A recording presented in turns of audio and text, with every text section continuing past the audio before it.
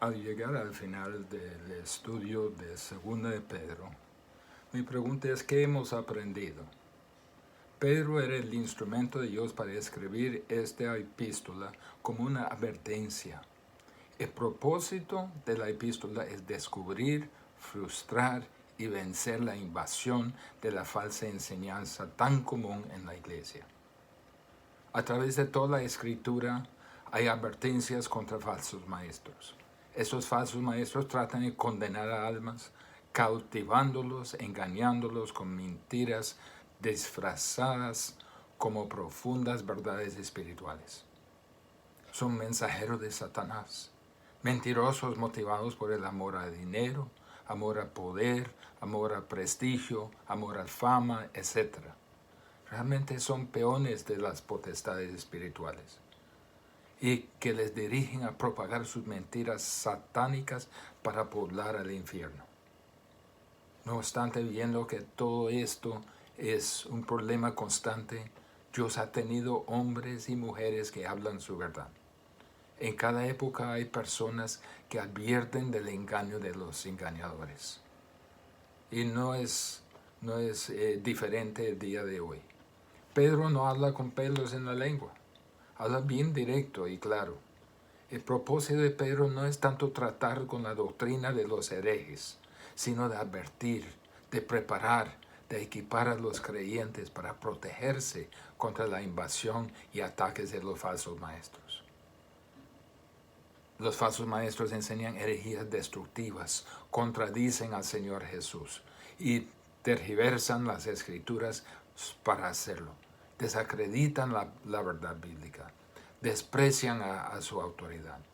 Son llevados por sus propias concupiscencias, difaman a los mensajeros de Dios. Son inmorales, explotan a otros por codicia, seducen a otros con placeres sensuales. Prometen la vida buena, pero no la pueden entregar. Sus víctimas son personas inestables que aman a todas las cosas equivocadas. Y por eso caen víctimas a esos vendedores de maldad. Pedro escribe con cierta urgencia en su corazón, porque era su última carta. Capítulo 1, versículo 12 de Segunda de Pedro. Es como dice: no voy a vivir mucho tiempo más, y es mi deseo que recuerden estas cosas, para que cuando haya ido las tendrían fijado bien en su mente. Pedro quiere proteger al creyente. No quiere que la iglesia caiga como presa o como víctima al ataque peligroso de los falsos maestros. Pedro aquí en esta epístola nos presenta tres defensas básicas a la enseñanza falsa. Primero, Pedro dice claramente: su mejor defensa, conozca su salvación. Veamos en 2 de Pedro, capítulo 1, versículo 1. Simón Pedro, siervo y apóstol de Jesucristo, a los que habéis alcanzado por la justicia de nuestro Dios y Salvador Jesucristo, una fe igualmente preciosa que la nuestra. Su defensa empieza con una clara comprensión de la relación con Dios a través de la salvación.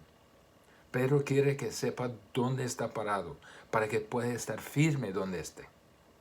El cristiano dudoso, confundido, sería víctima fácil para los falsos maestros. La persona o no creyente o inseguro de su salvación es vulnerable a la falsa doctrina. Es presa fácil. Para protegernos de los falsos maestros tenemos que entender muy bien que la salvación viene de Dios, tiene su origen en Dios. Ese es un punto de ataque de los falsos maestros. Miren lo que dice en 2 de Pedro, capítulo 1, versículo 1, pero esta vez lo quiero leer de la Biblia de las Américas. Simón Pedro, siervo y apóstol de Jesucristo, a los que han recibido una fe como la nuestra, mediante la justicia de nuestro Dios y Salvador Jesucristo. Dice: a los que han recibido una fe. Eso significa que nuestra salvación es un regalo, es algo que recibimos. Claramente no se refiere a algo que conseguimos por esfuerzo personal, ni por destreza personal, ni por mérito personal, sino algo que viene exclusivamente de Dios, como Dios controlaba el resultado. Pedro está hablando de poder para creer. Han recibido una fe. Quiere decir que recibimos el poder para creer. La fe viene de Dios. La fe inicia con Dios. La salvación viene de Dios. Entonces, el origen es de Dios. No se deje engañar. No es lo que hacemos, es de Dios. Para protegernos de falso maestro tenemos que entender muy bien que la seguridad de la salvación se ve en los resultados de la misma, en nuestra manera de vivir. Mire versículos 5 al 7 de capítulo 1. Vosotros también, poniendo toda diligencia por esto mismo, añadid a vuestra fe virtud, a la virtud conocimiento, al conocimiento dominio propio, a dominio propio paciencia, y a la paciencia piedad, y a la piedad afecto fraternal, y al afecto fraternal amor.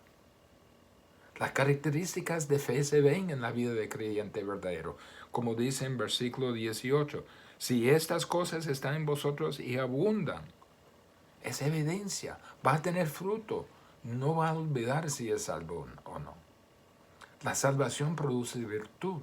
Es la calidad de la vida que destaca la excelencia moral, más allá de la expectativa. La salvación produce conocimiento, es discernimiento, entendimiento espiritual. La verdad correctamente entendida y aplicada. La excelencia moral no ocurre sin el conocimiento. Debemos saber cómo conducirnos antes de poder vivir así. Entonces la salvación produce conocimiento. Viene por medio del estudio diligente de la verdad de la palabra de Dios. Salvación produce dominio propio. Literalmente es retenerse o controlar a sí mismo. Es el control de los deseos carnales conforme a lo que conozco de la verdad de la palabra para producir la excelencia moral. La salvación produce paciencia, la perseverancia en hacer el bien, nunca rindiéndose a la tentación, ni a la prueba, ni a la dificultad, ni al pecado. Proseguimos excelencia, la excelencia moral basada en el conocimiento espiritual que produce dominio propio, perseverancia bajo la tentación sin capitular. La salvación también produce piedad. Se refiere a la reverencia. Es darse cuenta de la presencia de Dios en cada área y cada momento de nuestra vida. Cristianos verdaderos se dan cuenta de la presencia de Dios en cada detalle, dando profunda reverencia a Él. Salvación produce afecto fraternal. La amistad y sacrificio mutuo el uno para el otro es lo que se refiere aquí a afecto fraternal. Si realmente ama a Dios, amará a su hermano. Ese es el amor de Dios derramado en mi corazón. Y la salvación también produce amor. El amor ágape, el amor sacrificial. Es el amor de voluntad, de decisión, de elección. No es de emociones. El amor ágape es lo más grande en la vida cristiana. Entonces, para protegernos de falsos maestros, tenemos que entender muy bien que la seguridad de la salvación se ve en los resultados de nuestra salvación, en nuestra manera de vivir. Para protegernos de falsos maestros tenemos que asegurarnos que somos salvos. Parece ingenuo, ¿verdad? Tal vez se toma por hecho que es un cristiano. Pero Pedro dice en versículo 8, porque si estas cosas están en vosotros y abundan, no os dejarán estar ociosos, ni sin fruto en cuanto al conocimiento de nuestro Señor Jesucristo. Estas cualidades son fruto de una salvación verdadera. Los que siguen son fructíferos y útiles para el Señor. Uno puede ver la obra del Señor en su vida. Es un cristiano verdadero porque hay esta evidencia. Examínese, certifíquese si es salvo. Pregúntese, ¿dónde está la evidencia? Según de Pedro, capítulo 1, versículo 10. Por lo cual, hermanos, tanto más procurar hacer firme vuestra vocación y elección, porque haciendo de la manera, perdón, déjenme empezar de nuevo, versículos 10 y 11. Por lo cual, hermanos, tanto más procurar hacer firme vuestra vocación y elección, porque haciendo estas cosas no caeréis jamás, porque de esta manera os será otorgada amplia y generosa entrada en el reino eterno de nuestro Señor y Salvador Jesucristo. ¿Tiene presente el fruto de la salvación en su vida? Si posee esas cualidades, si prosigue una vida santa, se mostrará a usted mismo que era elegido, que era escogido de Dios. Pero asegúrese, no es solo por repetir una oración. ¿Qué ha pasado en su vida? Hay evidencia en su vida que Dios está produciendo esas cualidades. La segunda defensa contra los maestros, no solo de conocer bien nuestra salvación, es conozca las Escrituras. Para protegernos debemos fundarnos en la palabra más segura, las Escrituras. Pedro sabe que somos prestos a olvidar fácilmente. Es urgente y fundamental recordarnos de lo que las Sagradas Escrituras nos enseñan sobre Jesucristo y la salvación. Mire versículo 12. Por esto, yo no dejaré de recordaros siempre estas cosas, aunque vosotros las sepáis y estéis confirmados en la verdad presente. Es necesario recordarnos de la salvación en las Sagradas Escrituras, porque es algo que todos necesitamos.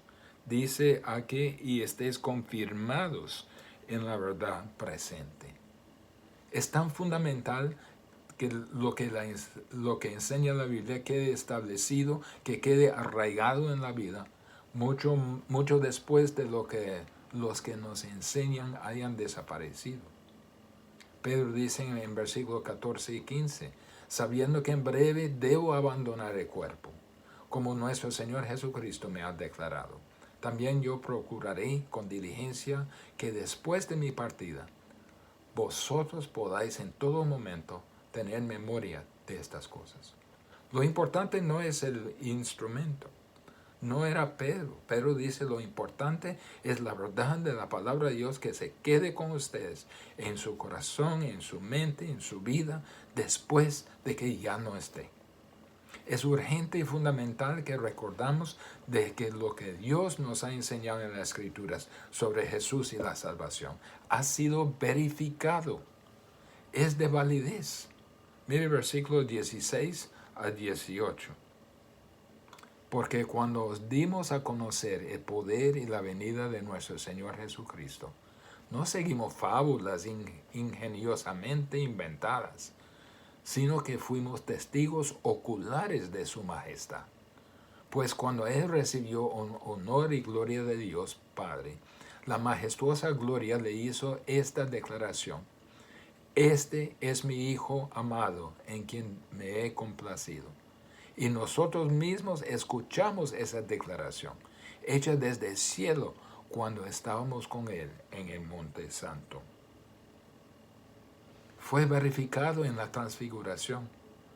De parte de la ley, fue verificado de parte de la ley por la presencia de Moisés.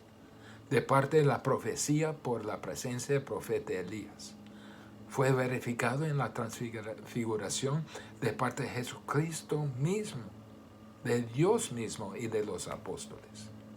Entonces, lo que la Biblia enseña no está en juego, no está cuestionado. Ha sido verificado por testimonio ocular.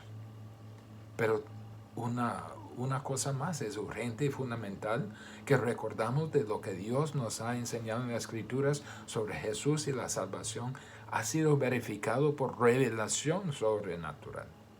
No solo era una experiencia de vista y de oído que Pedro había visto en la transfiguración, sino que vino de Dios mismo. Segundo de Pedro 1, 20 y 21. Entendiendo primero esto, que ninguna profecía de la Escritura es de interpretación privada, porque nunca la profecía fue traída por voluntad humana, sino que los santos hombres de Dios hablaron siendo inspirados por el Espíritu Santo. Lo que las Escrituras enseñan de la salvación viene de Dios mismo, a través de la inspiración de su Espíritu Santo con los hombres santos. Las Escrituras tienen su origen en Dios. Tal como la salvación tiene su origen en Dios, las Escrituras también vienen directamente de Dios. Para protegernos de los falsos maestros, debemos entender que ellos atacarán a la palabra más segura, la palabra de Dios. Ellos van a atacar la palabra, van a decir que no es cierto. Tal como en el pasado, así en el presente y el futuro, falsos maestros presentarán herejías destructoras, negarán al Señor y seguirán sus disoluciones. Pero estos falsos maestros carecen de ninguna autoridad moral. Pedro los identifica. Miren versículo 3 de capítulo 2. Avaricia. Tiene el corazón habituado a la codicia. Versículo 14 de capítulo 2. Y son hijos de maldición. El mismo versículo. Siguen la carne, siguen sus concupiscencias. Versículo 10. Tienen los ojos llenos de adulterio. Versículo 14. No se sacian de pecar. Versículo 14. Seducen a almas inconstantes, versículo 14. Pues hablando palabras infladas y vanas, versículo 12. Seducen con concupiscencia de la carne y disoluciones, versículo 18. Desprecian al señorío, versículo 10. Les prometen libertad y ellos mismos son esclavos de corrupción, versículo 19. Son atrevidos y contumaces, versículo 10. Declaran juicio contra potestades, lo que los ángeles con más poder ni se atreven de hacer, y prometen mucho, pero no producen lo que prometen. Dicen que son fuentes sin agua, nubes empujadas por la tormenta. Versículo 17. Estos falsos maestros están destinados a la condenación. No los haga caso. Versículo 17. Para los cuales la más densa oscuridad está reservada para siempre. Versículo 20. Su postrer estado viene a ser peor que el primero. Habían conocido del Señor y lo volvieron y su espalda a Cristo. El último versículo del capítulo dice un proverbio: el perro vuelve a su vómito y la puerca lavada a revolcarse en el cieno. No saben otra cosa. Siempre vuelven a lo mismo. No los haga caso. Para protegernos de falsos maestros debemos recordar lo que hemos sido enseñado en la palabra de Dios, en la palabra que tiene su origen en Dios. Es más poderoso y más autoridad que los falsos maestros. Establezquese en la palabra de Dios. Fundaméntese en la palabra de Dios. Dependa de la palabra de Dios. En tercer lugar, la defensa contra los falsos maestros es vivir en santidad y piedad. Es su santificación, la condición de su vida. Si estamos viviendo santos y con piedad delante de Dios, esa es una defensa. Estamos dependiendo de Dios y no de los falsos maestros. La inminente y segura venida del Señor nos debe impulsar a vivir vidas de santidad, vidas irreprensibles, para protegernos, para protegernos de los falsos maestros. Tenemos que recordar lo que Dios ha dicho, lo que ya hemos aprendido de Dios sobre su venida. Dios nos ha enseñado en todas las Escrituras la venida del Señor en juicio, el día del Señor. Los falsos maestros pueden cuestionar la venida del Señor, pueden tratar de hacerlo un asunto de opinión popular o de burla, pueden tratar de razonarlo a su manera, pero siempre se encontrarán oponiéndose a lo que Dios ha dicho. Dios lo ha dicho en el Antiguo Testamento por los profetas. encontramos la segura promesa de la venida del Señor en los profetas del Antiguo Testamento. Ellos son los verdaderos profetas, en contraste con los falsos profetas. Y tal como los verdaderos profetas fueron santos, los falsos por comparación son impíos. Volvemos a ver 1 de Pedro 1, 20 a 22, 2 de Pedro 1, 20 a 21. Entendiendo primero esto, que ninguna profecía de la Escritura es de interpretación privada, porque nunca la profecía fue traída por voluntad humana, sino que los santos hombres de Dios hablaron siendo inspirados por el Espíritu Santo. Dios lo ha dicho también, no solo en el Antiguo Testamento, en el Nuevo Testamento por medio de los apóstoles. 23 de los 27 libros del Nuevo Testamento habla específicamente, explícitamente del regreso del Señor. También está repleto de advertencias de juicio, de descripciones del regreso al Señor para recoger a los suyos y la enseñanza que Cristo juzgará a los impíos y establecerá su reino y traerá justicia eterna. Dios nos ha enseñado no solo por medio de su palabra en el Antiguo y Nuevo Testamento, pero nos ha enseñado por medio de la historia, que es Dios quien ha intervenido catastróficamente en el mundo. Ante los falsos maestros que intencionalmente olvidan y dicen que Dios nunca ha juzgado y nunca hará, y por eso no hay necesidad de vivir en santidad, podemos recurrir a lo que Dios ha hecho en la historia. La creación fue una intervención catastrófica, instantánea, explosiva por su palabra en la historia. Dios lo dijo y apareció. 2 de Pedro 3:5. Desde tiempos antiguos, por la palabra de Dios existía el cielo y también la tierra, que surgió del agua y mediante el agua. Dios creó la tierra del agua y mediante el agua. Fue creado por lo que Dios habló. El diluvio también fue una intervención catastrófica de Dios en el mundo. Versículo 6 de capítulo 3. Por lo cual el mundo de entonces pereció anegado en agua. Por el mismo elemento de que creó el mundo, destruyó al mundo. Tal como hubo intervención catastrófica de juicio en el pasado, habrá intervención en el juicio en el futuro. Versículo 7. Pero los cielos y la tierra que existen ahora están reservados por la misma palabra, guardados para el fuego en el día de juicio y la perdición de los hombres impíos. Tal como hubo esa intervención catastrófica, esta vez será por medio de fuego. Dios nos ha enseñado que la espera de su venida no se debe a que está lento o desconcentrado, se debe a su carácter como Dios, se debe a su naturaleza. Miren lo que dice Pedro en versículos 8 y 9 de capítulo 3. Mas, oh amados, no ignoréis esto, que para el Señor un día es como 1000 años, y 1000 años como un día. El Señor no retarda su promesa, según algunos tienen por tardanza, sino que es paciente para con nosotros, no queriendo que ninguno perezca, sino que todos procedan al arrepentimiento. Dios no es lento, es paciente, dando las oportunidades a los hombres para que se arrepientan, para que no tengan que enfrentar su justo juicio.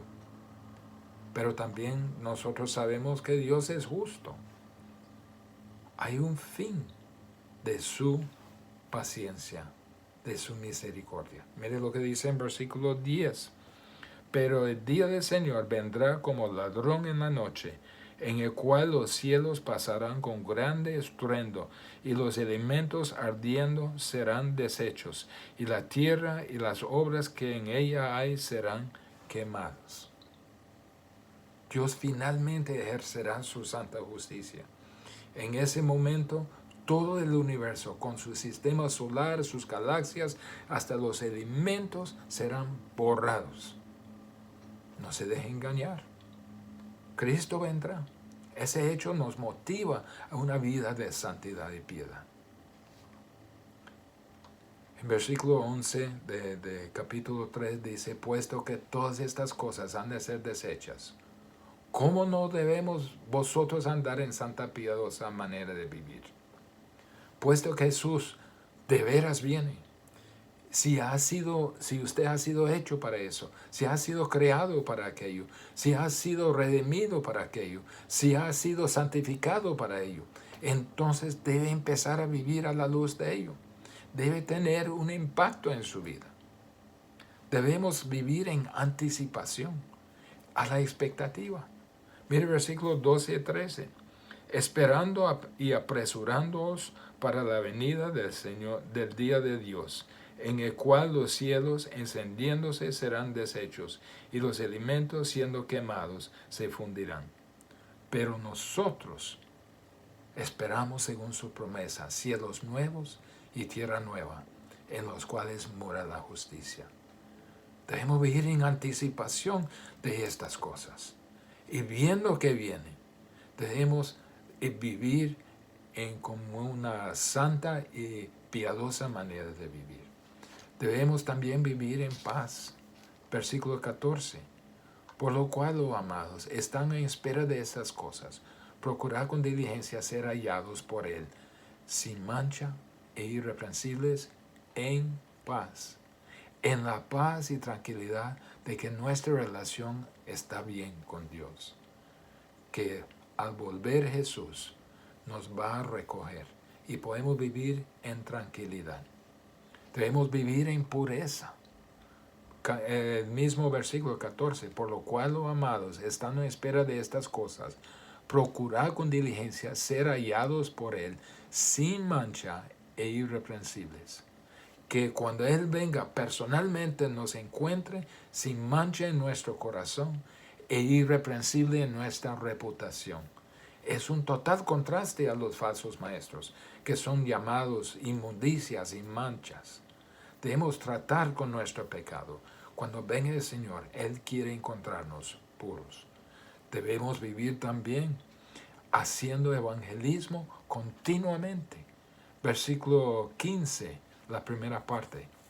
Y tener entendido que la paciencia de nuestro Señor es para salvación. Ese es un llamado a la acción.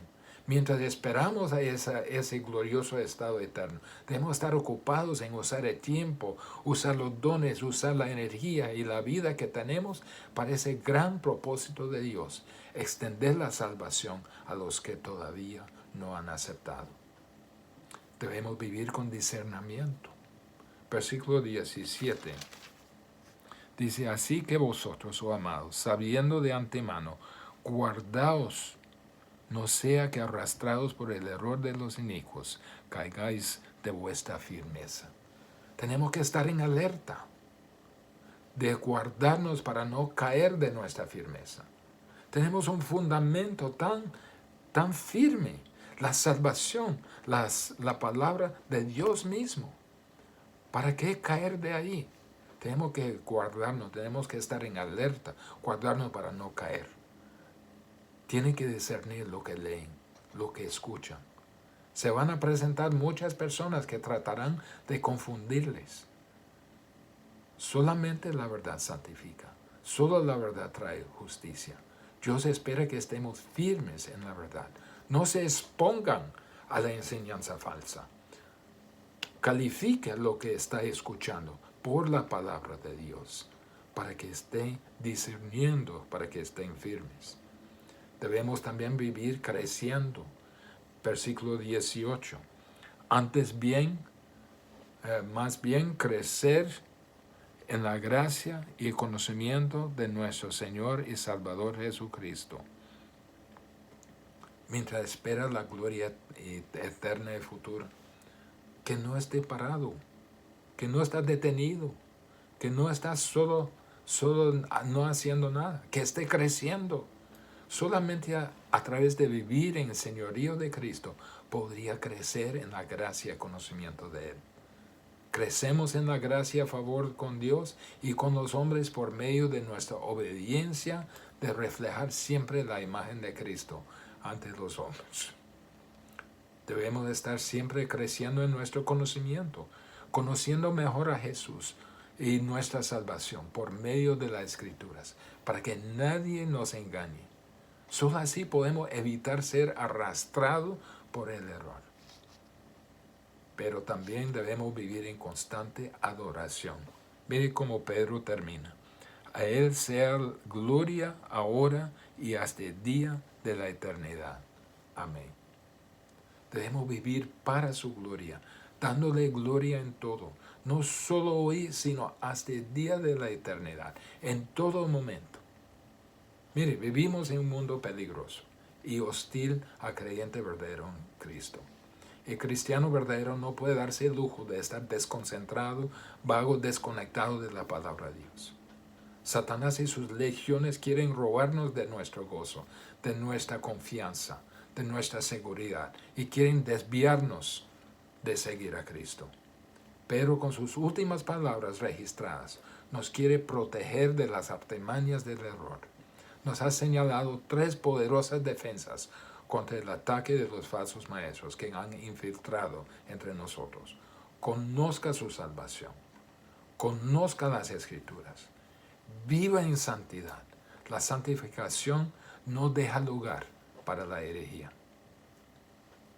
¿Cuánto conoce usted de su salvación? De las implicaciones de su salvación. ¿Cuánto conoce de las Escrituras? ¿Cuánto conoce suficientemente la Escritura para reconocer el error, para no ser persuadido en enseñanza falsa? Y por último, ¿cómo vive su vida? ¿Vive en santidad y piedad delante de Dios? ¿Se está santificando constantemente? Retos que Pedro presenta a nosotros para poder defendernos contra las acechanzas de Satanás por medio de sus falsos maestros. Oremos. Padre, que podamos conocer bien nuestra salvación en todas sus implicaciones. Todo lo que pasó está pasando por medio de la salvación que tú nos has dado. También, Padre, ayúdanos a estar creciendo en nuestro conocimiento de su palabra, para que nada nos tome por sorpresa y podemos dar respuesta a todo lo que nos preguntan de la esperanza que hay en nosotros. Y Padre, que vivamos en santidad y piedad delante de ti. Que su Espíritu nos redarguye, que el Espíritu nos guíe, que su Espíritu nos dirija en nuestra vida, que intervenga en nuestra vida para mantenernos viviendo en santidad y piedad delante de ti. En el nombre de Jesús. Amén.